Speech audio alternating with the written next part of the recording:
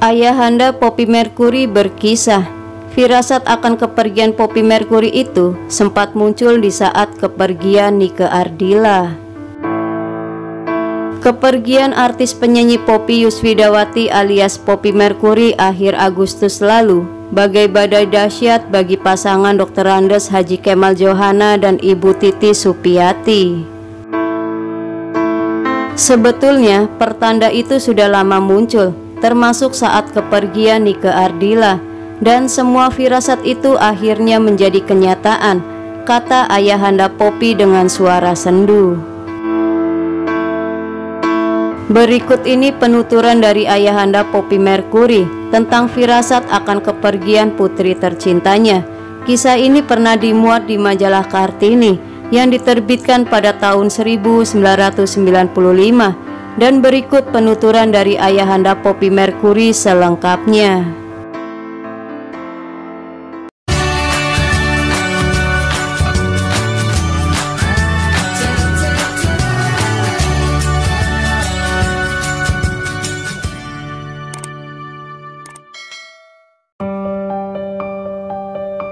Isyarat akan kehilangan Poppy sudah lama membayang di mata saya.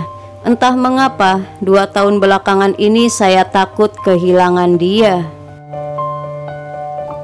Setiap kali berpapasan dengan anak itu atau melihat fotonya di dinding ruang tamu, ada perasaan aneh di benak saya. Rasanya seperti ada yang berbisik, Poppy akan pergi jauh sekali.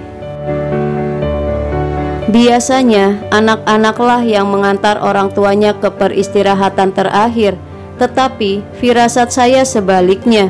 Sayalah yang akan mengantar Poppy. Firasat itu semakin lama semakin kerap datang dan akhirnya menjadi kenyataan. Sejak album pertamanya sukses, kesibukan Poppy kian tak terbendung lagi.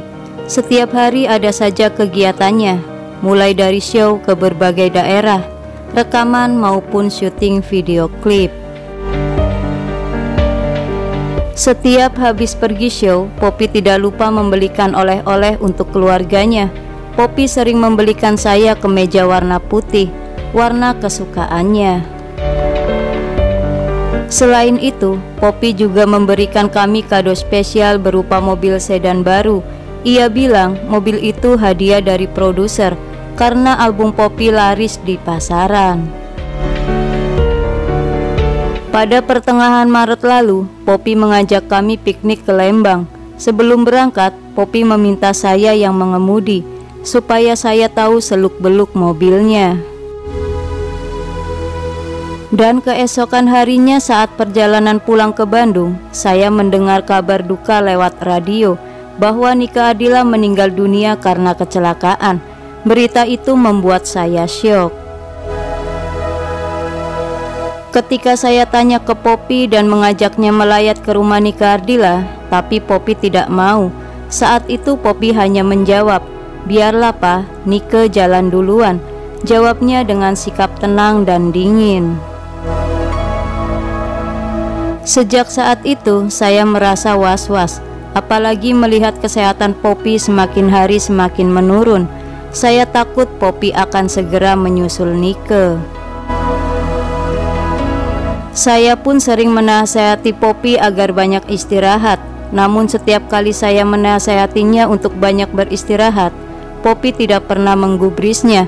Sampailah awal Agustus Poppy mendapat interlokal dari panitia Padang Fair.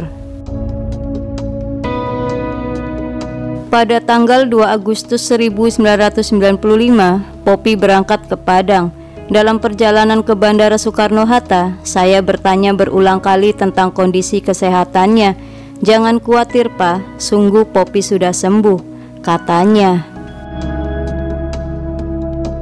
Di perjalanan pulang ke Bandung, pikiran saya menerawang kemana-mana. Kenapa Poppy sering memberi saya kemeja putih? Mengapa ia tak mau pergi melayat ke temannya Nike Ardila? Apa arti kalimatnya itu? "Biar Nike jalan duluan." Berkali-kali saya menyebut asma Allah. Saya memohon agar dijauhkan dari cobaan yang berat. Malamnya saya tidak bisa tidur. Pikiran ini seakan-akan terbang ke Padang. Saya ingin mendampingi Poppy. Setiap kali telepon berdering, jantung saya berdebar kencang. Mudah-mudahan ia dalam keadaan sehat. Pada tanggal 7 Agustus, Poppy pulang dari Padang. Meski fisiknya tampak lemah, ia berusaha tampil ceria di depan kami. Ia sama sekali tidak menunjukkan kelelahannya pada kami. Bahkan ia sempat membicarakan rencana keberangkatannya ke Jakarta pada tanggal 11 Agustus untuk memeriahkan pesta rakyat di Parkir Timur Senayan. Hari itu pikiran saya terasa lega, namun kelegaan itu hanya berlangsung sehari. Esoknya kondisi Poppy memburuk. Putri kami itu ambruk. Tiba-tiba saja lehernya bengkak. Sorenya ia mengeluh lemas. Rencana meramaikan pesta rakyat terpaksa dibatalkan. Jangankan berangkat ke Jakarta, untuk ke kamar mandi saja ia harus dipapa. Dokter menyarankan agar Poppy dirawat di rumah sakit, tetapi itulah Poppy. Ia lebih suka tinggal di rumah, dekat dengan orang tua dan saudara-saudaranya. Pada Jumat 25 Agustus, kondisi Poppy makin memburuk. Kami memutuskan membawanya ke Rumah Sakit Hasan Sadikin Bandung. Di perjalanan menuju rumah sakit, ia pingsan. Melihat kenyataan itu, perasaan ini galau sekali. Saya pandangi tubuhnya yang putih, pucat dan kaku seperti besi. Bengkak di lehernya tak kunjung mengecil, kendati dokter telah berulang kali memberi obat-obatan. Pada minggu malam, tanggal 27 Agustus, dokter meminta persetujuan untuk melakukan pembedahan pada leher Poppy.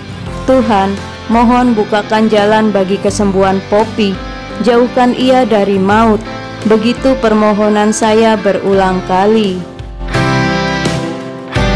Namun Tuhan tak mengabulkan doa saya. Senin 28 Agustus pukul 6:30, saya mendengar vonis itu.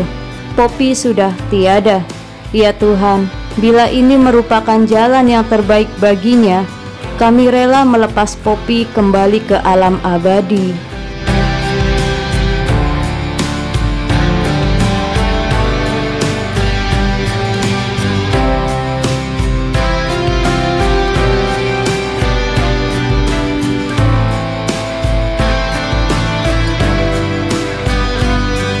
Semoga ulasan dari kisah ini menambah informasi dan selalu bermanfaat.